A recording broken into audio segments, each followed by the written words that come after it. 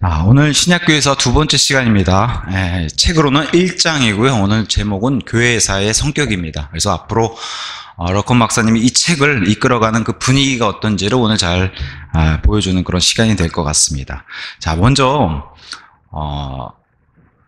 성경에서는 사도가 등장하는데, 그래서 사도란 자들, 그래서 예수님이 제자를 삼으신 그 12명의 제자 가운데 유다 이스카리ot을 빼고서 나머지 12명, 그리고 그 외에 몇 명을 더해서 이제 예수님으로부터 파송을 받은 사람, 이런 자들을 이제 사도라고 그래요. 그래서 그 사도의 계승을 받았다 해서 로마 카톨릭에서는 교황이 이 사도의 사도적 계승을 받았다 이렇게 주장을 하는데, 성경이 말하는 사도는 특별한 시대에 특별한 사람들을 지칭해요. 그래서 지금은 사라진, 그래서 초기 기독교 시대에만 존재했던 그런 자들의 직분을 얘기하는데, 이 사도들을 통해서 엄청난 진리들을 우리에게 전수를 해줬어요. 그래서 성경에 나오는 미스테리라고 하는 신비들을 7가지를 이 사도를 통해서 전수해줬습니다. 특별히 이제 사도 바울을 통해서 많이 전수를 해줬고요.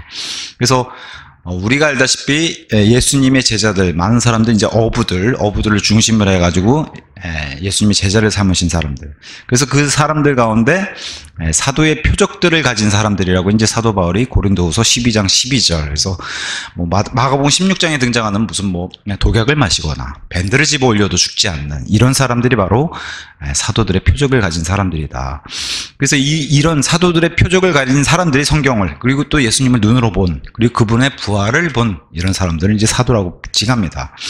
그래서 신약시대의 7가지 신비를 이 사람들을 통해서 전달해 줬는데, 먼저는 디모데전서 3장 16절에 예수님이 이 땅에 사람의 몸을 입고 오셔야 되는 성육신의 신비, 경건의 신비라고 표현하는 이 신비를 사도들을 통해서 우리에게 알려줬습니다.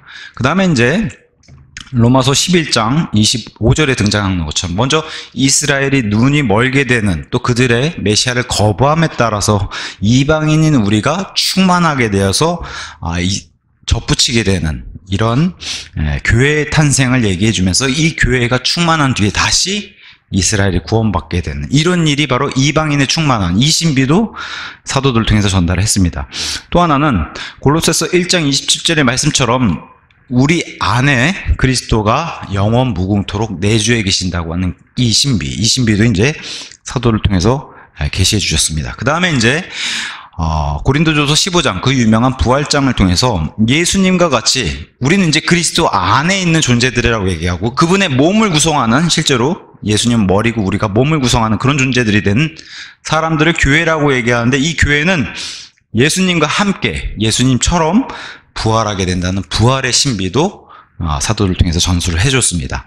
자, 그 다음에 이제 창세기를 들어가면서부터 아담과 이브, 한 남자와 한 여자의 원래 하나였던 존재를 둘로 만드셔서 이 둘을 다시 하나로 결합시키는 한 육체의 결합, 이것을 성경은 에베소서 5장에 와서 비로소 그리스도와 교회의 연합이 이 아담과 이브의 결합과 동일하다, 그래서 둘이 한 육체가 되는 이 결혼 제도와 가정을 이루는 것이 그리스도와 교회의 예표라고, 이 어마어마한 신비를 이제 에베소서에 와서 이제 계시를 해주셨습니다. 여기까지는 좀 선한 하나님의 이런 진리를 알려주셨다면, 또 다른 진리면서도 부정적인 요소도 이제 섞여 있어요. 그것은 하나님 반대편에 대적하고 있는 바벨탑으로부터 시작했던 이 바빌론 음녀의 신비, 이것도 신비라고 얘기해요. 그래서 바빌론 탑, 그래서 사람들이, 이 땅에 죄인들이 모여서 하나님을 대적하는 이 종교 시스템이 계속해서 역사를 해오다가 마지막 대환란에 계시록 17장 18장에서 소개시켜주는 거대한 바빌론이고, 땅의 창녀들과 가증한 것들의 엄이라고 하는 이 종교 시스템이 바로 바벨탑에서 출발한 그 바빌론 음녀, 이것도 신비라고 얘기합니다. 또 이 신비, 아담과 이브가 에덴 동산에서 무죄 상태에서 양심도 작동하지 않았던 그런 무죄 상태의 그 시대에서도 이미 그 전에 죄악을 버리고 죄를 지었던 루시퍼라는 존재의 이 존재를 바로 죄악의 신비라고 해서 데살로니가 후서 2장 7절에 얘기해요. 이 신비는 이미 에덴 동산에부터 역사로 활동하기 시작했고, 지금도 활동하고 있고, 앞으로 적그리스도를 이 땅에 내고 그 신비를 계속해서 이어나간다고. 이 7가지 신비, 긍정적인 거 5개, 부정적인 거 2개 해가지고 이 신비들을 다 뭐 대부분 다 사도 바울을 통해서 전수를 했어요. 이게 바로 사도들을 통해서 전달해준 7가지 신약교회의 신비라고 이제 성경이 얘기해주고 있습니다. 사도 바울은 자기의 영적 아들인 디모데를 통해서도 많은 증인들 가운데 동일한 것, 내가 너에게 전달해준 이 동일한 것들을 너 역시도 신실한 사람들을 선별해가지고 그들에게 이 동일한 것들을 맡기라고 디모데후서 2장 2절에 이렇게 말씀을 명령으로 전달해줬어요. 이런 것도 진짜 사도를 통해서 전달받은, 우리는 디모데를 사도라고 부르진 않잖아요. 그러니까 사도적 계승은 이러한 성경적인 계승을 말하는 것이지 진짜 사도 직분 자체를 이어받고 이건 아니라는 거죠. 성경적으로는 진리를 전달받은, 근데 그 최초의 전달자가 바로 사도들이었다. 이걸 성경이 얘기해주고 있는 겁니다. 성경적으로는 마지막 사도가 계시록을 기록한 사도 요한으로 알려져 있습니다. 사도 요한은 보통 한 AD 90년, 이르면은 90년, 좀 늦으면 95년도까지 살았던 걸로 이렇게 봅니다. 물론 그 전에 사도 바울이 순교를 당했죠. 일찌감치 더. 근데 사도 바울도 자기 생애 끝에서 뭘 보여주냐면은 그렇게 기적들을 많이 보이고 표적들을 많이 보였던 사도 바울 역시도 말년에는 사도들의 표적들을 잃어버린 것을 보여줬어요. 대표적인 사례가 디모데의 위장병을 고치지 못한 점, 그 다음에 트로비모스를 병을 고치지 못하고 사역팀에서 두고 올 수밖에 없었던 점, 디모데후서 4장 20절. 그래서 이런 것들을 통해서 나 역시도 사도의 표적들을 이제 마지막 생에 예수님께 불려가기 전에 이런 것들을 고치지 못했다고 하는 것을 보여주면서 사도의 표적들을 하나님이 거두어 가신 일을 사도 바울을 통해서 보여줘요. 그러니 지금 이 시대에 무슨 새로운 사도라든가 아니면 이 사도를 로마 가톨릭 교황들이 이어받았다고 하는 것은 굉장히 비성경적이다. 이제 우리는 그렇게 믿고, 그래서 이러한 사도들의 표적이 따르는 사도적인 계승, 로마 가톨릭의 주장처럼 그런 사도의 계승은 없어졌다고 우리는 믿는 겁니다. 다만 이 사도들을 통해서 시작한 진리의 전달은 지금도 여전히 존재하고 여전히 우리가 해야 되는 일이에요. 그의 복음과 진리를 전달하는 일은 여전히 성경적인 계승이라고 믿고 우리는 그렇게 하고 있습니다. 근데 이제 여전히 가장 큰 집단으로는 로마 가톨릭이 계속해서 주장하고 있죠. 이 사도적 계승이 여전히 유효하다고. 그래서 현대적인 그런 신사도적, 새로운 사도적 계승이 있다라고 여전히 주장하고 있습니다. 로마 가톨릭이. 그래서 초대 교황을 베드로로 놓고 보죠. 우리와 같은 이런 교회, 신약 교회는 사도 바울을 우리의 사도직, 이방인의 사역자로 보는 게 성경적이라고 우리는 그렇게 성경에서 알고 있는데, 초대 교황은 자신들이 이스라엘 대체 신학으로, 그러면 제일 선봉에 선 사도 중에 사도는 역시 베드로기 때문에, 그게 이제 복음서에 등장한 베드로의 입장을. 그래서 마태복음 16장의 그 말씀에 따라서 로마 가톨릭은 초대 교황이 베드로라고 주장하고 베드로로부터 이어져 왔다고 지금 로마 가톨릭이 주장하는 겁니다. 이러니 누가 뛰면 누가 뛴다고 해서 그 은사주의 교회들도 뛰죠. 우리도 사도가 있다. 그래서 막 위아래 그냥 하얀색 옷 입고 기적을 보이는 사람들이 있죠. 지금도. 그래서 사도행전에 그 오순절 기적의 사건이 지금도 여전히 유효하다. 그래서 제2의 오순절 사건이 여전히 유효하다. 그 대표적인 표적으로 이제 방언, 신유 이런 걸 이제 볼 수 있죠. 그래서 여전히 이런 방언이 우리가 들으면 알지 못하는 말이지만 그 사람들은 그게 하늘의 언어라고 주장하는 그런 방언이라든가 아니면 여전히 휠체어를 탄 사람이 그 자리에서 일어설 수 있다고 하는 이런 쇼를 계속 보여주죠. 은사주의 교회들도. 여전히 사도가 있다라고 주장하는 겁니다. 근데 성경적으로는 불가능하다고 우리는 그렇게 주장하는 겁니다. 그렇게 믿고 있고. 그래서 성경대로 믿는 바이블 빌리버들이 말하거나 믿는 성경적인 사도적 계승은 마태복음 28장 말씀입니다. 우리는 그냥 이 말씀만 따르는 거예요. 28장 19절 20절. 그저 예수님이 대위임해 주신 이 말씀을 통해서, 사도들을 통해서 이 말씀을 받아서 우리는 이 말씀을 이어가는, 진리 전달하는 그런 역할만 하면 된다라고 믿는 겁니다. 자, 28장 19절. 그러므로 너희는 가서 모든 민족들을 가르치고, 제자가 아니에요. 모든 민족들을 가르치고. 이게 다른 성경엔 제자로 돼 있어요. 가서 모든 민족들을 제자 삼아라. 그게 잘못된 번역이고, 모든 민족들을 가르치고 그들에게 아버지와 아들과 성령의 이름으로 침례를 주며 무엇이든지 내가 너희에게 명령한 모든 것들을 준수하도록 그들에게 가르치라. 그런즉 보라, 내가 세상 끝까지라도 언제나 너희와 함께 있느니라. 아멘. 이 말씀을 들은 사도들이 있고 그 사도들을 통해서 진리를 전달받은 이게 성경적인 사도적 계승이라고 믿는 것이지 사도 직분 자체를 이렇게 이어받으라고 주신 게 아니기 때문에 우리는 이걸 믿는 겁니다. 우리는 그저 그리스도의 대사, 앰버서더가 돼서 요새 뭐 연예인들이 뭐 구찌의 앰버서더다 아니면 뭐 샤넬의 앰버서더다 이 명품 앰버서더에서 그거를 광고를 해주는 것을 굉장히 영광으로 여기잖아요. 근데 그거랑 비교되지 않게 우리는 더 큰 그리스도를 광고하는 그리스도의 대사들이라고 얘기해요. 그래서 그분께서 말씀하신 그대로 될 것이다. 그게 사도행전 27장 25절의 말씀입니다. 그래서 그분의 말씀 그대로 우리는 사도들이 전달해준 진리를 통해서 같은 것들을 여전히 신실한 사람들에게 맡기고 전달해서 그게 2000년 역사를 이어져 온 거예요. 예수님 우리에게 그리스도의 자유를 주셨고 또 성령의 열매를 주셨어요. 갈라디아서 5장 말씀처럼. 그래서 교회는 이스라엘의 구원, 지금은 저렇게 눈멀고 저렇게 넘어져 있지만 이스라엘의 구원이 오기 전까지 교회에 분명한 역할이 있다라고 얘기해요. 사도로부터 시작한 이 진리의 전달, 그리고 이 역할에 따라서 우리는 교회의 복음의 사역과 진리의 전달, 이게 이제 어디까지요? 예수님 공중 강림하실 때까지. 그러면 그리스도의 심판석에 가서 우리는 각자 우리가 맡았던 그런 역할에 따라서 회개 보고를 해야 된다는 그 말씀이 로마서 11장부터 14장까지 있는 겁니다. 성경은 그분의 피를 통한 구속, 곧 죄들의 용서, 이게 진리죠. 이게 진리입니다. 골로새서 1장 2장 말씀. 의로운 자는 없나니 없도다. 단 한 사람도 없도다. 모든 사람이 죄를 지었기 때문에 하나님의 영광에 이르지 못하다가 그리스도 예수 안에 있는 구속을 통하여 그분의 은혜로 값없이 정당함을 입증받았느니라. 이 복음의 말씀을 세상에 전달하는 게 이게 교회 역할이라는 거예요. 맞습니까? 우리는 뭐 이스라엘의 메시아, 뭐 왕이 오십니다 이런 거 전달하는 사람들은 아니잖아요. 그죠? 그분의 우리 구원자, 그리고 예수님 믿고 지옥의 형벌로부터 구원받아서 천국에 가는 이 은혜의 복음을 전달하는, 그게 바로 교회의 역할이라고 얘기를 하는 겁니다. 그래서 은혜의 복음이라고 얘기하고요.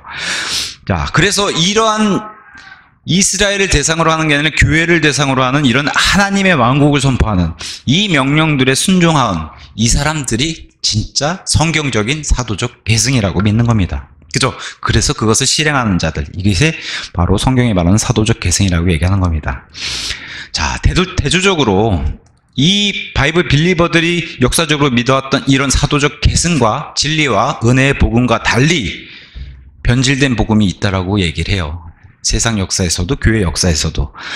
그게 바로 로마 카톨릭에서 주장하는 로마 카톨릭이 만들어낸 그들만의 복음.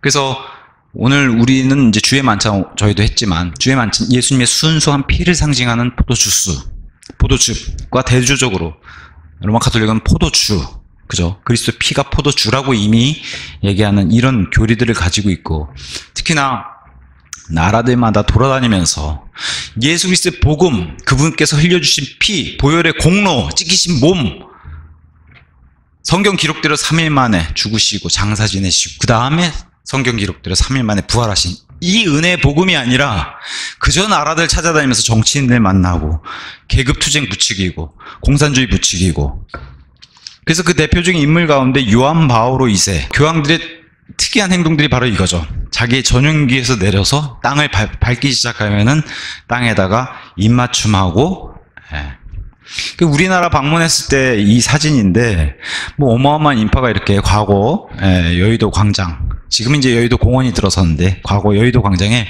진짜 어마어마한 인원이죠. 그 당시에 진짜 뭐 수십만에서 100만까지도 이렇게 바라보는 그런 인원들이 모여서 이렇게 순방을 벌였던 이런 모습들. 우리나라 이제 지금 돌아가셨지만 뭐 이런 분들 있잖아요. 김수환 추기경들 만나서 교황. 김수환 추기경이 뭐라고 이분을 띄웠는지 한번 보세요. 자, 요한 바오로 2세 교황 성하. 예전에 우리 사극 같은 거 보면은 왕을 전하 이렇게 불렀습니다. 전하. 그 굉장히 높임말이에요. 근데 그 위에 더 높임말이 바로 성하예요. 이 성자가 거룩 성자입니다. 거룩하신 분이라고 높이는 이런 단어를 써서 교황 바오로, 교황 성하 이런 단어. 이런 사람들이 바로 돌아다니면서, 근데 우리가 교황이 나라들 돌아다니면서 예수 그리스도의 복음을 전하는 게 있나? 없어요. 그저 예수님의 이름을 잠시 빌려다가 용서와 화합, 평화, 사랑, 정치적인 이런 단어만 정치인들 만나서 베푸는 거예요. 그냥 그저 가난한 사람들 도와야 된다. 전쟁을 멈추세요. 그냥 이런 쇼만 하러 돌아다닌다는 거죠. 근데 AP통신 같은 전 세계적인 이런 유명한 통신 이런 언론에서는 교황을 향해서 이렇게 돌아다니는 이런 행동을 보고 복음을 전파하는 전도 여행 이렇게 붙여준단 말이에요. 언론이 이렇게 교황을 높이는 이런 일들을 역사적으로 계속 보여줬다는 거죠. 성경적인 복음과는 전혀 상관이 없다는 겁니다. 우리 예수님은 이런 교황과 달리 우리 예수님이 정말 이스라엘의 구원자, 그 다음에 교회를 구원시킬 수 있는 그런 존재를 어떻게 부르냐면은 딜리버러라고 불러요. 우리 보통 이제 피자 배달부들이 오토바이 타고 다니면 피자 배달하잖아요.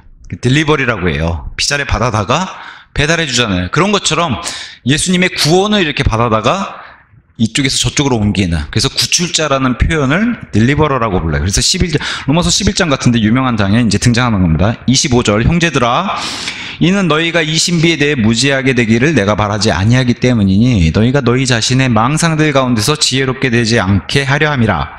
부분적으로 눈멀게 됨이 이스라엘에게 발생되었으니 이방인들의 충만함이 들어올 때까지라. 이게 사도들이 전달해준 7가지 신비 중에 하나인데, 이스라엘이 눈멀고 이방인이 충만해진다는 거. 자, 이방인이 충만해져서 교회도 충만해지고 이방인의 죄악도 충만해질 때 누가 다시 누구랑 상관하시냐면은 이스라엘과 상관하는 이런 일이 벌어진다는 거예요. 뭐 우리가 알다시피 교리적으로는 대환란 때 얘기죠. 자, 그런 뒤에 이방인의 충만함이 들어온 그런 뒤에 온 이스라엘이 구원받게 되리라 기록된 바와 같으니 시온으로부터 구출자가, 이게 딜리버러예요. 과거에 이집트에서 노예로 살던 이스라엘을 끄집어내서 가나안 땅으로 옮기시는 분, 그게 딜리버러예요. 구출자.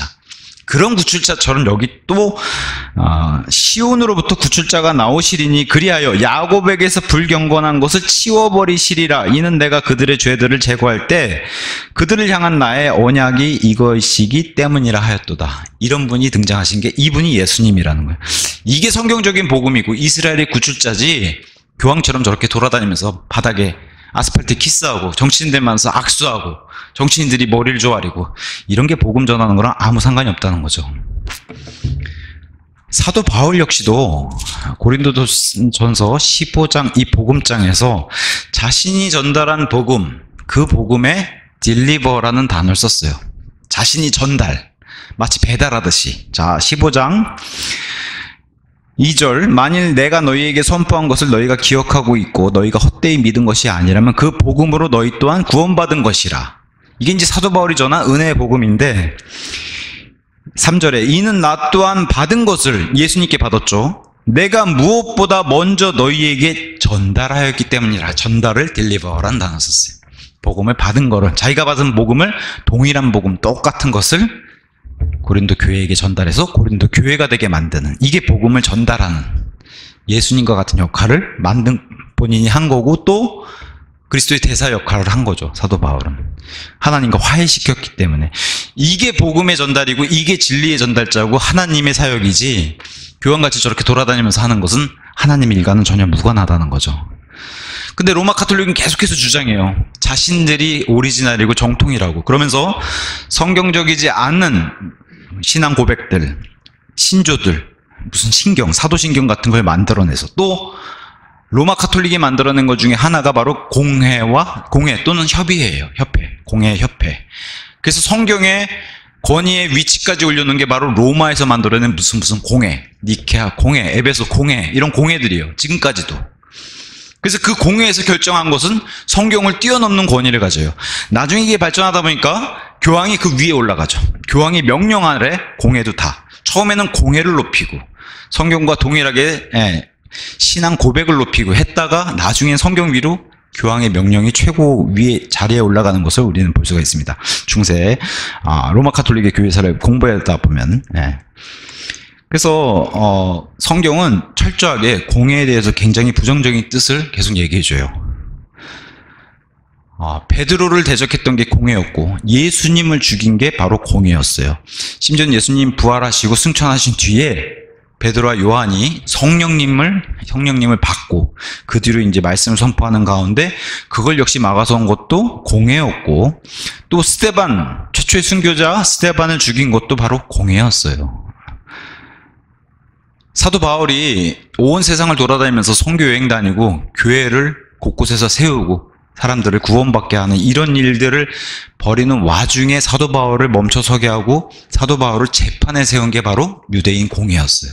성경이 말하는 공회는 처음부터 끝까지 부정적인 역할을 보여주는데, 지금도 우리가 세상에서 볼 수 있는 공회가 동일하죠.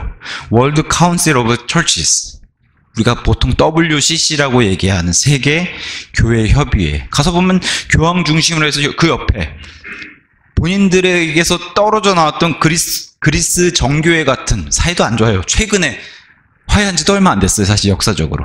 그런 교회들하고 다 손잡고, 저기 무슨 불교들, 그죠? 이런 사제들 쭉 해서, 심지어는 개신교, 루터교 이런 데까지 다 손잡고 쫙 무대에 그냥 쫙 서가지고, 그렇게 해서 종교 올림픽처럼 하나가 되자. 이게 바로 교회를 하나로 만드는, 성경은 이것을 바빌론 종교, 음녀라고 얘기하죠. 거기 최고 지금 수장 역할을 하는 게 바로 로마 가톨릭. 역사적으로 그랬고 지금도 그러고 있고 앞으로도 그런다는 거예요.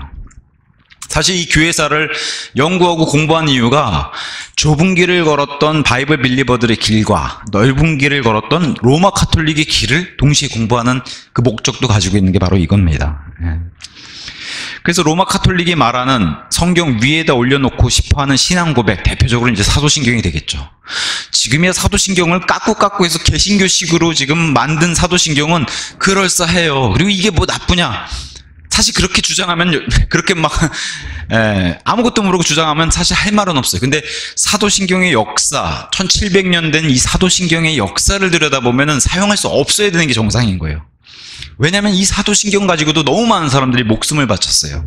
못하겠다고 거부하는 바람에. 그 출발이 바로 이런 신앙 고백, 성경과 동등한 권위까지 올려놓는 신앙 고백. 처음부터 사도신경이 저렇게 매끄럽게 다듬어진 게 아니라는 거죠. 굉장히 투박했고 로마 가톨릭 중심의 위주의 사도신경이었다는 거예요. 우리는 알죠. 저런 사도신경이 아무리 그럴싸하게, 지금 들으면 그럴싸하잖아요. 저걸 100번, 1000번 반복해서 저걸 외운다고 해도 우리의 구원에 전혀 영향을 미칠 수 없다라고 하는 걸 로마 가톨릭이 다 증명했잖아요. 그 오랜 세월 동안 저 사도신경을 외웠는데 그렇게 구원받은 사람이 없다고 하면 저 사도신경은 마태복음 6장에 예수님이 6장 7절에 말씀하시는 것처럼 이교도들의 그냥 헛된 반복적인 주문에 불과하다. 예배 시간에 그런 거 하지 말고, 믿는 사람들은 그런 거 하지 말고, 사람들 보는 데 앞에서 그런 거 하지 말라 그랬는데도 이것을 2000년 역사 가까이 이런 일을 계속 벌였던 게 바로 로마 가톨릭이라는 거예요. 대표적인 게 주기도문하고 사도신경이죠. 저도 어렸을 때 교회 다닐 때 뭣도 모르고 계속 외웠어요. 지금도 외울 수 있어요. 주기도문, 사도신경. 그 어렸을 때 5살부터 했으니까 교회 다니면서. 근데 저 같은 경우도 제가 간증을 하면은 5살 때부터 이 주기도문과 사도신경은 달달달 외웠는데 40살 가까이 돼서 구원을 받았어요. 그것도 사도신경과 주기도문이 아니라 하나님의 복음의 말씀을 듣고. 비참한 거예요. 이런 주문으로는 정말 종교인을 만들어낼 뿐이지 구원과는 전혀 연관이 없다는 것을 로마 가톨릭이 잘 보여주는 겁니다. 자, 역사 속에서 로마 가톨릭이 태동한 이후에 거의 지금 1700년이 됐는데, 역사 속에서 항상 로마 가톨릭으로부터 이단 취급을 받고 분류된 그런 사람들을 우리는 바이블 빌리버라고 얘기해요. 무릎 꿇지 않았어요. 정말 멋있어요. 정말 멋있고 정말 가슴이 벅차오르고 정말 눈물 날 정도로 멋있어요.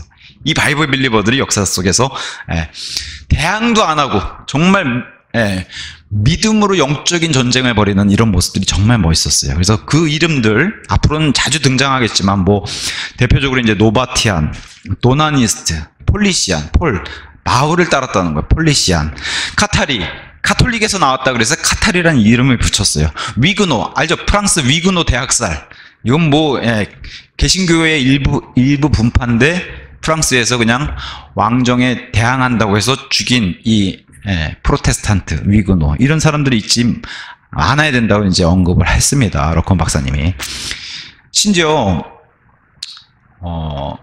우리가 이제 로마 가톨릭을 바라보면은 그 믿음의 관점에서 봤을 때는 우리는 보편주의라고 봐요. 실질적으로 캐톨릭이라는 단어가 우주적인, 보편적인 이런 뜻이에요. 뜻 자체가.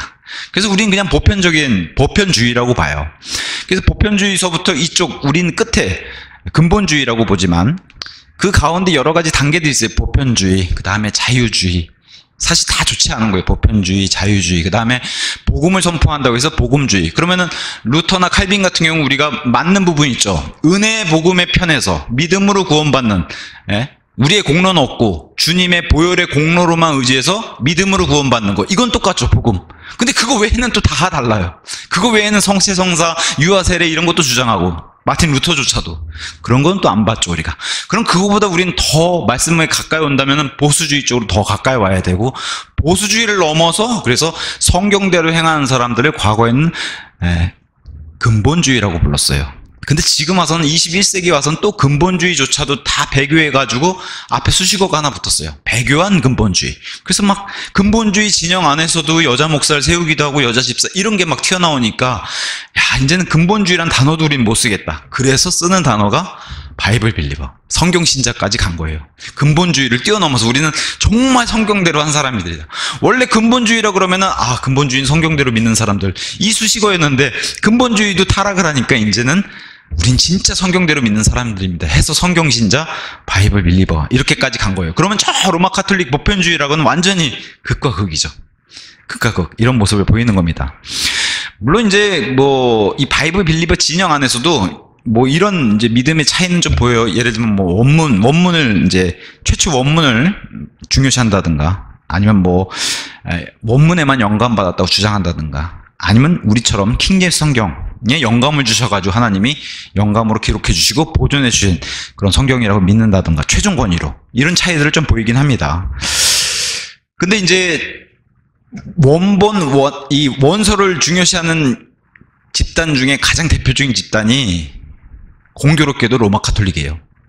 그렇게 따지면은 로마 카톨릭 역사적으로 해왔던 건 뭐예요? 하나님 말씀 더하거나 빼거나 이거 지난 역사에 숱하게 해온 거거든요. 그럴 수 있었던 이유가 뭐예요? 하늘에 있는 원본, 아무도 못 본 원본 때문에 그래요. 이 땅에는 원본이 없고 하나님이 보존해 주신 성경이 없기 때문에 자기 마음대로 이렇게 고친 것을 역사 속에서 보여줬는데 그래서 우리는 이 하늘에만 고정되어 있는 이런 영감받은 원본은 믿지 않는 그런 믿음을 가지고 있기도 합니다. 특히나 하나님이 이 하나님의 말씀을 건드리는 것은 아주 강력하게 금지하고 있기 때문에 그래서 신명기 4장, 12장, 잠언서 30장, 계시록 22장 이 성경 처음 중간 끝에 말씀에 더하거나 빼거나 이거에 대해서 강력하게 경고를 주셨죠. 절대로 말씀은 건드리면 안 된다고. 심지어는 지금은 이제 근본주의에서 배교한 근본주의로 전락해 있는 미국의 좋은 신학교 중에 하나인 밥 존스 신학교가 있는데 지금은 이제 타락한 배교주의 이렇게 봐요.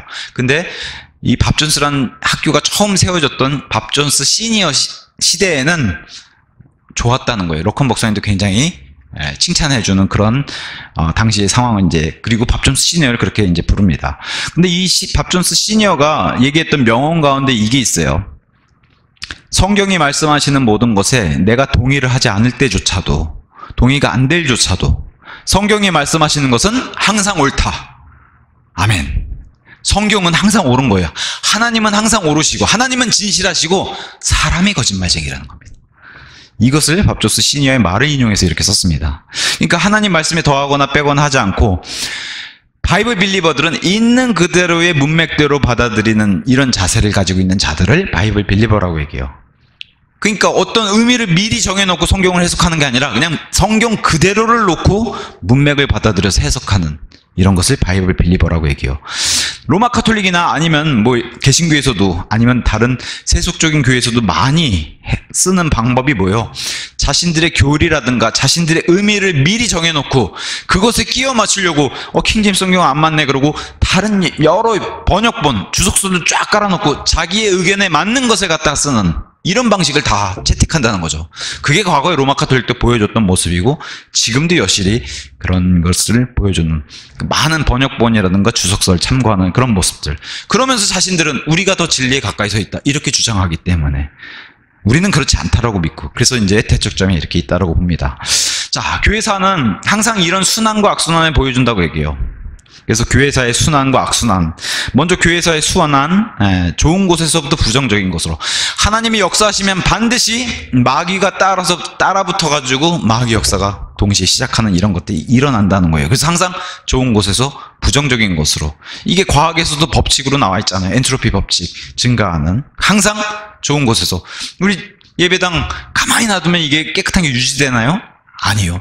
사용을 안 해도 여기 한 달만 지나도 그냥 먼지가 뽀얗게 쌓이는, 그게 바로 부정적으로 세상의 모든 법칙이 그렇게 가게끔 하나님이 만들어 놓으신 건데, 교회사의 이 역사도 똑같이 이렇게 흘러간다는 거예요. 먼저는 하나님의 좋은 말씀이 설교나 선포, 말씀이 이렇게 선포되는 것으로 시작한다는 거예요. 복음도 선포되고 전달되고. 그러면은 이 좋은 걸 받아서, 사람이 좋은 걸 받으면 아까 사도 바울이 예수님께 받은 이 은혜의 복음을 동시에 디모데 같은 사람들에게 전달해 주죠. 그래서 티칭, 가르침이 일어나죠. 제자 삼는 게 아닙니다. 가르치는 일이 일어난다는 거예요. 우리처럼 지금 성경 공부하는 것처럼 가르침이 일어난, 이런 교육의 붐이 일어나게 되는데, 그러면서 동시에 마귀가 역사가 여기에 달라붙는다는 거예요. 이런 것들이 침투하면서 자신들의 문화, 그러니까 철학이라든가 사상, 과학, 이런 것들이 같이 침투해서 하나님의 말씀에 자기들의 그런 이론들을 섞게 되는, 이것을 문화라는 이름으로 침투한다는 거예요. 그렇게 되면 반드시 맺는 열매가 바로 배교라는 열매를 맺게 된다는 거예요. 배교라는. 그럼 배교의 열매를 맺으면 하나님의 진리? 아니야. 진리만 있으면 안 돼. 뭐가 좀 부족해. 그럼 뭐예요? 섞는다는 거죠. 뭘 계속 섞어요? 불교 쪽에서도 좋은 게 있고, 야, 그리스 철학사가 심지어는 뭐 우리나라 속담에도 하나님의 말씀이랑 맞는 게 있어야 해서 다 섞는 거죠. 이것을 성경은 에큐메니컬 운동, 교회 협의회 같은 이런 것으로 에큐메니컬, 통합시키는 이런 운동이 벌어진다는 거예요. 말은 좋아서 통합이지만 이게 바로 배교라고 얘기하는 거죠. 그러면 당연히 하나님의 생명이 없는 이교도들하고도 손을 잡아야 되는 이런 연합 상태가 된다는 거예요. 이러면은 이제 진리는 없어지고 이교도 사상, 불신앙, 신앙이 없는 종교, 무종교화 상태가 된다는 거예요. 그래서 처음 1단계 전파, 설교, 그 다음에 가르침, 문화, 교육, 그 다음에 이제 문화, 배교, 이교 사상, 이렇게 해서 좋은 곳에서 부정적으로 가는 이 순환의, 악순환의 상태로 간다고 첫 번째 이제 이런 얘기들을 했고, 두 번째는 교회의 악순환, 5M이라고 해서 맨 앞에 M자가 붙어요. M자. 똑같은 얘기를 하는데 다른 단어로 이렇게도 표현했어요. 먼저는 하나님의 사람이 등장한다는 거예요. 맨. 하나님의 사람이 등장해서, 우리 뭐 침례자 요한 같은 사람들, 회개하라. 이는 하늘의 왕국이 가깝기 때문이라. 이런 하나님의 사람이 등장하는, 그 맨이 등장해서 하나님 말씀을 설교하고 선포하는 이런 일이 벌어진다는 거예요. 그러면 이렇게 침례자 요한을 따라서 제자들이 우르르 생기죠. 그 가르침을 받아서. 그래서 무브먼트, 운동이 생긴다는 거예요. 좋은 거예요, 여기까지는. 그러면 당연히 이 운동이란 것은 앞서 얘기하는 순환에서 교육이 발생하는 거죠. 좋은 것들을 전달해 주려고 하는. 근데 이런 반드시 뭐가 생긴다고요? 마귀의 문화가 침투한다는 거예요. 그래서 세 번째, 기계화 시킨다는, 마귀는 침투해가지고, 야, 그렇게 좋은 걸 학교를 세워야 돼. 우리 아카데미 세우고 학교를 세워야 돼. 해서 세상적인 시스템적인 이런 것들이 들어오는 머신, 기계화가 들어온다는 거예요. 그럼 우리도 왜 신학교를 세우면 성경적으로 좋게 시작했다가 나중에 세상에서의 인가받은 학교들로 변질이 되면은, 예를 들면 요즘 같은 뭐 타픽으로는 성차별금지법 이런 거 가르치면 안 된다고 이제 영향이 들어오죠. 우리 성경적으로 동성애는 죄입니다. 안 된다는 거예요. 세상적인 그런 시스템의 학교의 인가를 받게 되면. 그래서 실질적으로 성경대로 하는 신학원이나 이런 세상에 그 인가를 안 받으려고 그래요. 일부러. 왜냐면 이걸 인가를 받아버리면. 그래서 실질적으로 뭐 좋은 예로 성소침례교회에서 신학대학교 대학원을 세웠는데, 세상에서 인가받는 바람에 이런 저촉을 받으니까 나중에 신학원을, 인가받지 않는 신학원을 또 세우고 이런 일들이 벌어져야 돼요. 인가받으면 이미 세상적인 철학, 과학 이런 것들이 인정해야 되고, 심지어 진화론까지 막 침투하고, 유물론 이런 게 침투하니까 도저히 성경적으로 가르칠 수가 없어서, 이게 바로 성경, 좋은 이런 순환의 기계화를 만드는 마귀 역사가 침투한다는 거예요. 이러면 뭐예요? 이제 굳어져 버린다는, 기계가 굳어져 버려서 기념비화 된다는 거예요. 그러면 성령님이 이런 역사에서 떠나가신다는 거예요. 이런 사역에서 손을 떼고 떠나가시면 그냥 세상적인 것만 남는다는 거예요. 그게 지금 우리가 보는 하버드, 우리나라도 연세대, 이화여대 다 기독교 학교로 세워졌다가 지금은 기독교의 모습은 다 빠지고 그냥 여기가 출발만 기독교로 했대. 이것만 남은 거죠. 기념비만 남은 거예요. 그죠? 학교를 세운 사람만 남는 거예요. 그러니까 그것을 기념비화라고 얘기해요. 그 다음에 이제 이게 굳어지면 이제 그냥 유물론으로 남는 거예요. 그래서 좋은 것들은 다 사라지고 유물론, 마터리얼리즘이라고 해서 물질주의, 물질만 남는 거예요. 우리로 따지면 그냥 연세대, 이화여대로 따지면 건물만 남는 거죠. 그 정신, 좋은 초기의 정신들, 그 학교를 세운 목적은 다 사라지고 건물만 남는, 이것을 물질주의라고 해요. 5번째 5M. 그래서 사람, 맨, 운동, 무브먼트, 기계, 머신, 그 다음에 기념비, 마뉴먼트, 그 다음에 유물론, 마터리얼리즘. 이렇게 해서 5M만 남았다고 얘기해요. 알맹이 없는 교회도 마찬가지죠.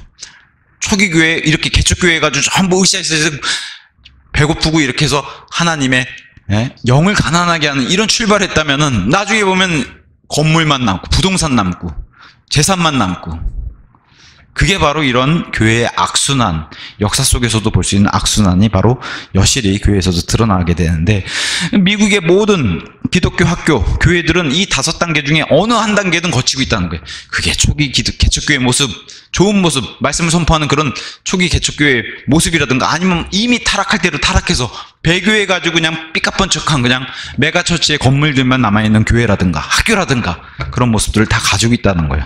처음에 사람이 선포하고 좋은 운동으로 가르치려고 하는데 마귀의 역사로 문화와 기계화처럼 굳어지고, 그러면 이제 배교하게 되고 기념비, 껍데기만 남고, 그 다음에 이제 아예 그냥 믿는 사람들을 모습은 온데간데 없고 이교도의 모습, 믿지 않는 사람들과 물질주의, 원상복구죠. 비종교화, 이렇게 된다는 겁니다. 이런 사람들을 성경은 소망 없는 자들, 타국인들, 그리스도 밖에 있는 자들, 외지인들, 이런 사람들이 오히려 교회가 길러낼 수도 있다고 얘기를 하는 겁니다. 배교를 하게 되면. 이런 것들 조심해야 된다고 이제 로커 박사님이 경고를 주는 겁니다. 자, 그래서 이런 현상이 로마 카톨릭 탄생, 로마 카톨릭 어느 날 콘스탄틴이 꿈에서 계시를 보고, 십자가 계시를 보고 로마 카톨릭을 세워야 되겠다 해서 325년에 세운 게 아니라는 거예요. 이미 그 전부터 엄청나게 준비를 해온 그 준비를 통해서 로마 카톨릭이 태동이 탄생을 한 거지, 어느 날 그냥 딱 해서 하나님의 계시를 받고 로마 카톨릭이 탄생한 게 아니라는 거죠. 그래서 로마 카톨릭 탄생 전에 AD 100년, 그러면 이제 사도 요한 이후에 이제 2세대 사도로부터 계승받은 믿음의 사람들로 시작한 2세대, 100년부터 300년 로마 카톨릭 태동 전, 그 다음에 종교개혁 후, 그러니까 로마 카톨릭 전에 그러면 기독교회가 폭발적으로 믿음을 잘 지키고 했냐, 들여다보면은 바로 사도 요한이 죽고 나서 그 2세대만 넘어가도 바로 믿음이 쇠퇴해버리고 마귀 역사가 시작하는 걸 봤고, 그 다음에 종교개혁 후 마틴 루터를 통해서 좋은 빛이 들어왔어요. 암흑세계를 물리치고 좋은 빛이 들어와서 그 믿음으로 구원받는 은혜 시대가 정말 펼쳐진 것처럼 보였는데, 바로 교회가 부흥하고 뭘 많이 가지니까 어떻게 돼요? 고스란히 바로 배교하고 등이 따뜻해지니까 바로 예수님 배교하는 이런 모습을 보였다는 거예요. 그게 역사적으로 너무 요실히 드러났다는 거죠. 그래서 문화를 조심하라는 거예요. 문화 속에는 분명히 과학과 철학 같은 디모데후서 6장 20절, 골로새서 2장 8절 이런 말씀처럼 이런 게 침투한다는 거예요.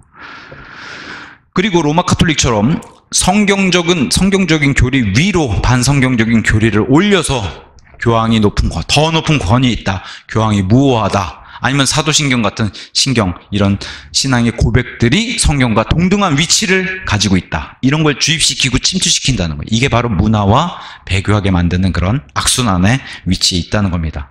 그래서 지난 시간에 바울적 강박관념, 자신들을 바울의 위치로 높이거나 아니면 바울을 자신의 위치처럼 끌어내려가지고 많은 학자들이 바울과 같이 동등하게 자기를 놓는 이런 것들을 바울적 강박관념이라 그러는데, 이 사람들이 특히나 역사적인 이 성경학자라는 사람들 또는 로마 교황, 주교들이 맨날 뭐라고 얘기했냐, 성경 번역은 이렇게 하면 안 됩니다.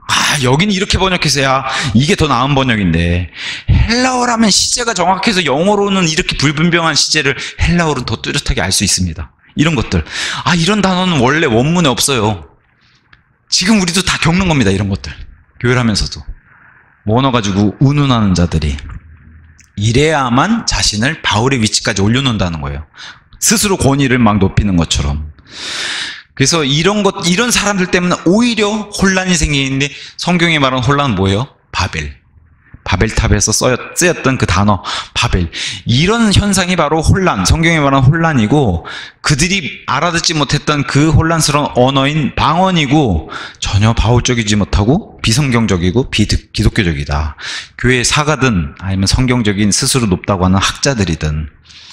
그래서 항상 하나님의 일에는 이런 사탄적인 사람들, 사탄의 방해가 있었다는 것을 교회 역사 가운데서 우리가 살펴볼 수 있었고, 이걸 항상 명심하라는 거예요. 항상 예수님이 부활하시고 승천하신 뒤에도 교회 태동서부터, 성경적인 교회의 출발서부터 항상 이 공회를 통해서든, 그게 종교인을 통해서든 유대인을 통해서든 이방인을 통해서든 항상 사탄의 방해가 있었다는 것을 잊지 말아야 된다고 얘기하는 겁니다. 그래서 아까도 제가 말씀드린, 항상 이런 좋은 것들로 사람이든 교육이든 이런 걸로 시작해가지고 끝에는 배교와 이교도화 시키는 이런 배교의 증거들, 그게 아까 말하는 하버드, 연세대, 이화여대, 이런 좋은 예로 우리는 살펴볼 수 있다는 겁니다. 그래서 이런 것들을 로마 카톨릭, 특별히 이런 로마 카톨릭을 엄청나게 찬양하는 교회 역사가들이 있어요. 그 중에 대표적인 사람이 이제 필립 샤프라고 하는 사람이 있습니다. 앞으로 자주 등장해요. 이 필립 샤프라고 등장한 사람, 교회 역사가들의 아버지라고 불리는 사람인데, 이 사람은 로마 카톨릭을 너무나 찬양한 사람인데, 세상에서는 엄청나게 위대한 교회 사가라고 찬양받는 사람이 19세기 사람인데, 세계적 교회 사가라고 불려요. 미국 교회 사학 중에서는 그 기준을 마련한 사람이라고 위대한 학자라고 불리는 사람입니다. 그래서 뭐 그리스도교의 신조, 그리스도교의 교회사, 근데 이 사람이 쓴 교회사를 보면 다 로마 찬양 교회사예요. 그래서 러크만 박사님은 이런 사람은 굉장히, 좀 심한 표현으로는 증오하기도 하고 굉장히 미워해요. 왜 그러면 너무 로마 카톨릭 편에서 교회사를 썼기 때문에. 근데 세계 역사에서 보는 그 기독교 역사가 바로 이런 사람들이 쓰는 로마 기독교 역사예요. 로마 카톨릭 입장에서 쓴. 근데 우리는 아니잖아요. 바이블 빌리버의 입장에서 쓴 교회사는 전혀 정반대라는 걸 보여주면서 이 사람이 굉장히 앞으로는 자주 등장할 거예요. 이 사람은 독일에서 신학 공부를 하고 미국으로 건너와서 독일 개혁교회 신학을 알리는 그런 교수직을 했던 사람이에요. 그래서 대표적으로 미국의 종교통합운동, 에큐메니컬 운동의 지도자로 알려져 있어요. 개신교의 원리라고 하는 그런 주장을 했던 사람. 결국 이 사람이 원하는 것, 또 바라는 게, 또 미래 예언은 이거였어요. 로마 카톨릭과 거기서 떨어져 나온 개신교는 결국에는 복음주의적 카톨릭으로 다시 하나가 될 것이다. 재결합을 강조하고 주장한 사람이 바로 이 사람입니다. 그래서 미국의 미국 개혁 성경을 그 준비 작업을 참여했던 사람이고, 미국 표준 성경 다 부패한 번역본들이에요. 거기 출간위원회 책임자로 있었던 사람입니다. 그래서 심지어는 미국 교회 사학회 그 모임을 창설했던 사람, 또 초대 회장을 지냈던 사람이 바로 이 필립 샤프예요. 그래서 로마 카톨릭의 입장을 정확하게 대변해주는 그런 사람, 주장했던 사람으로 유명합니다. 그래서 사도 요한 이후에, 그 당시에 영지주의도 많이 들끓었었지만 사도 요한 이후에 로마 카톨릭 태동 전에도 이미 성체, 성사, 기도 이런 것들이 이제 지역교회 안에 침투하기 시작하면서 예배 외에도 이런 것들, 예배 의식, 신앙 고백 이런 것들, 그리고 어떤 특정 구절 이런 게 필요하다고 언급하기 시작했는데, 그걸 필립 샤프가 맞다, 이런 게 우리에게 필요하다라고 같이 도와줬던 사람이 바로 이 사람입니다. 그래서 로마 카톨릭에서 중요하게 여기는 7가지 성사가 있죠. 영세, 변진, 미사, 성체라고 한 성사, 미사, 그 다음에 고해, 종부, 신품, 혼인성사, 이렇게 7가지 성사가 있는데, 이 필립 샤프는 이 7가지의 로마 카톨릭의 성사를 이 온 우주에서 가장 신성한 의식이다, 우리가 봤을 때는 말도 안 되는 정말 더러운 것들인데 신성한 의식이라고 찬양하는 사람이 바로 이 필립 샤프입니다. 이런 사람을 세상에서는 위대한 교회 사가라고 부른다는 거예요. 심지어는 유아 세례, 성찬, 로마 카톨릭이 성찬 얘기하는 거예요. 유아 세례와 성찬식이 바로 이스라엘의 성경에 나오는 8살, 8일 만에 아이에게 베푸는 그 할례를 대체한 표적이 바로 이런 것이다. 이런 게 다 로마 카톨릭이 이어받는 이스라엘 대체 신학이라는 거예요. 이스라엘을 대체받는. 그래서 성경에는 등장하지 않는 유아 세례 같은 것이 이미 초대 교회, 그럼 뭐예요? 베드로든 사도 바울이든 이런 초기 교회가 다 실행했다라고 주장한 사람이 바로 필립 샤프입니다. 그래서 심지어는 우리가 행하고 있는 주의 만찬, 로마 가톨릭이 그토록 중요하게 여기는 성만찬, 성찬식, 이런 축복은 이 의식을 거행하는 것만으로도 축복을 받는다라고 얘기하는 사람이 바로 이 필립 샤프예요. 자, 그 다음에 이제 그 외에도 많은 주장들을 했는데 그 많은 교회사가들이 여기에 이제 동조했다는 거예요. 자, 독립적인 지역교회는 없어야 된다라고 주장하는 게 바로 필립 샤프예요. 그래서 독립적인 침례교회 얘기는 아예 뻥끗도 안 합니다. 그죠? 로마 카톨릭도 하나의 교회라고 얘기해요. 엄청나게 큰 단일 교단이잖아요, 전 세계적으로. 그것을 하나의 교회라고 얘기해요. 장로교회도 하나의 교단이잖아요. 그것도 하나의 교회라고 얘기해요. 회중교회 마찬가지고 영국의 성공회도 마찬가지인데 이런 교회들이 올바른 성경적인 교회라고 주장한 사람이 바로 필립 샤프예요. 그러면서도 우리와 같은 이런 독립침례교회, 미국에도 많잖아요. 이런 독립침례교회는 아예 언급을 안 해요. 성경적인 교회라고. 자, 그 다음에 이제 로마 카톨릭의 그런 주장을 뒷받침하기 위해서 눈에 보이는 교회들, 로마 카톨릭이 보이는 게 바로 눈에 보이는 교회와 성당, 이런 건물들이잖아요. 이게 온 세상을 덮고 해서 이렇게 소위 말해 진화와 진보를 거쳐서 온 세상을 덮으면은 그제서야 예수님이 오신다고 하는 후천년주의의 교리를 강하게 주장하면서 뒷받침해 주는 사람이 바로 필립 샤프예요. 또한 교회는 로마 카톨릭 이외에도 교회는 개신교회를 얘기하겠죠. 교회는 여자 집사를 제도를 허용해야 된다고 주장하는 게 바로 이 사람입니다. 그래서 서방 로마 카톨릭과 달리 동방 정교회에서는 신약 시대 이후에 이제 여자들을 집사로 안수하기 시작했는데 그게 바로 그 근거를 로마서 16장 1절의 베베라는 자매의 그 종이란 단어를 집사란 단어로 변개해가지고 성경을 뜯어고치면서 이 뒷받침을 만들었죠. 그래서 지금도 개신교에서 쓰는 개혁 성경에서는 종이 아니라 로마서 16장 1절이 집사로 돼 있어요. 그래서 여자 집사를 이것을 주장하기도 하죠. 자, 그래서 이런 필립 샤프의 대적이 될 만한 이 동시대에 딘 버간이라고 하는 이런 훌륭한 바이블 빌리버가 있어요. 이분은 킹 제임스 성경 수호자인데, 그러니까 이분은 종교개혁 원문들을 중요하게 여기고 오히려 마가복음 16장 같은 이슈, 왜냐하면 필립 샤프는 마가복음 16장은 일부가 없다 라고 주장한 사람이고, 딘 버간은 마가복음 16장은 킹제임스 성경을 비롯해서 올바른 사본들은 이게 다 존재하고 있다라고 주장합니다. 그래서 샤프는 그것은 하나님의 말씀이 아니다, 이런 논쟁이 있어요. 그래서 마가복음 16장 이슈 같은 경우에는 9절부터 20절까지 없는 이슈가 있습니다. 마가복음 가서 보시면은 마가복음 16장에 9절, 예수님의 부활하신 때인데 9절, 자, 8절 보세요. 그러자 그들이 속히 나가 그 돌무덤에서 도망하였으니 그들이 놀라고 떨었기 때문이라. 또한 누구에게도 아무 말도 말하지 아니하였으니 그들이 무서워하였기 때문이라. 여기서 끝나요. 자, 마가 복음서예요. 복음은 좋은 소식이잖아요. 좋은 소식의 마무리가 두렵고 무서워하면서 끝나요. 이걸 주장해요, 필립 샤프는. 딘 버간은 무슨 소리야? 마가복음은 8절에서 끝나는 게 아니라 20절에서 끝나. 그럼 좋은 소식이 20절 같은데 뭐예요? 19절. 그렇게 그때 주께서 그들에게 말씀하신 뒤에 그분께서 하늘 속으로 받들려 올라가셨으며 하나님의 오른편에 앉으셨더라. 그런 다음에 그들은 밖으로 나가서 곳곳마다 선포하였으니 주께서 그들과 함께 역사하시고, 이런 게 중요하죠. 주께서 그들과 함께 역사하시고 뒤따르는 표적들로 말씀을 확고하게 하시니라. 아멘. 이래야지 복음, 좋은 소식, 복음서가 되죠. 두려워하고 무서웠더라. 8절에서 끝난 복음서가 돼요. 근데 그렇게 8절까지 끝났다고 주장하는 사람이 필립 샤프고, 이것에 대적해서 딘 버간 같은 사람이 주장하는 게 뭐예요? 권위역본을 방어, 여기 보면 딘 존 버간스의 방어, 뭘 방어해요? 권위 버전, 권위역의 방어를 한 사람이 바로 딘 버간이다. 그래서 이 둘이 동시대 사람들이 이런 앙숙이었다고 얘기를 하는 겁니다. 그래서 심지어는 헬라어 사본 중에 마태복음 16장을 포함한 사본이, 마태복음 16장 사본이 한 1800여 개가 돼요. 그 중에 딱 3개 사본이 없어요. 9절부터 20절까지 3개 사본. 나머지 1797개가 다 있어요. 20절까지.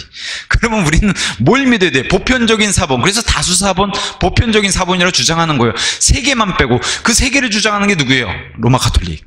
없다. 필립 샤프. 이런 사람들이 그 3개 가지고 아주 극소수의 이 사본들, 포함하지 않는 이 사본들을 가지고 마가복음엔 원래 없는 거다라고 주장하는데, 자, 필립 샤프가 주장하는 그런 사본의 근거는 바로 이런 거예요. 봐라, 사본에 이렇게 없지 않냐.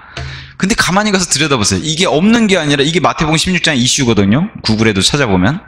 없는 게 아니라 지운 거라는 거죠.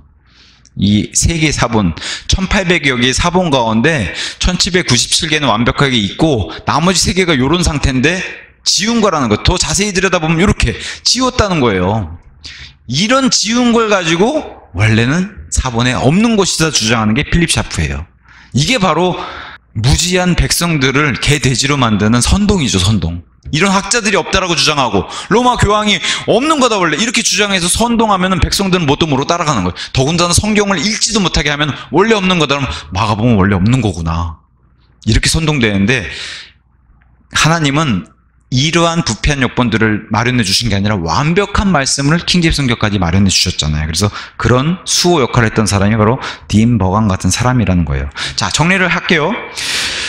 자, 교회사의 앞으로의 방향은 이런 방향, 넓은 길을 로마 가톨릭이 이런 방향이 있고, 그 다음에 믿음의 바이블 빌리버들은 좁은 길을 갔던 사람도 있어요. 그래서 특히나 지역교회와 성경에 관해 왜곡된 견해를 지닌 채 거짓을 가지고 교회사를 쓰기 시작하는 어떤 교회사가도 어떻게 돼요? 물에 빠지면은 구명대 없이 물 위에 뜰 수 없다는 사실 발견하는 게 정상적인 거예요. 그게 양심 있는 사람이라는 거예요.